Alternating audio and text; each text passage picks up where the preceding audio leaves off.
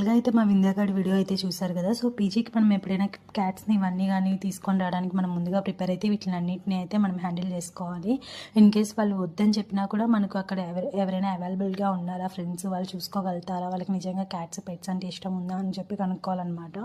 So, by lucky నాకైతే మా friends ఉన్నారు. ఒకవేళ ఇక్కడ కానీ యాక్సెప్ట్ చేయకపోతే నాకు ఇక్కడ మా ఫ్రెండ్స్ ఉన్నారనమాట. సో, నేను వాళ్ళకి ముందుగానే చెప్పి పెట్టున్నాను. సో, ఇక్కడ కానీ నో అని చెప్తే ఇంకొక ఆప్షన్ కూడా చూసుకున్నాను. అండ్ ఒకవేళ వాళ్ళు కూడా కుదరకపోతే ఇంకా నేను అగైన్ బ్యాక్ టు నెల్లూరు అయితే స్టార్ట్ అయిపోవాలి. సో, మా పీజీ ఓనర్ మంచోళ్ళు కాబట్టి సో, నాకు ఈ అవకాశం అయితే ఇచ్చారనమాట. మా విందాగాడికి స్పేస్.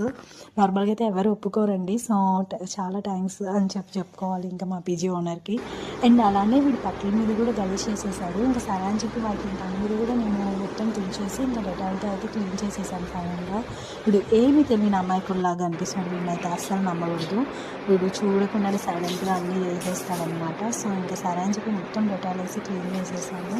సో, ఇవి నార్మల్‌గా అంటే ఒకటికి రెండు కాబట్టి సరిపోయాయి. ఓన్లీ ఒకటే అంటే ఇబ్బంది అయ్యేది.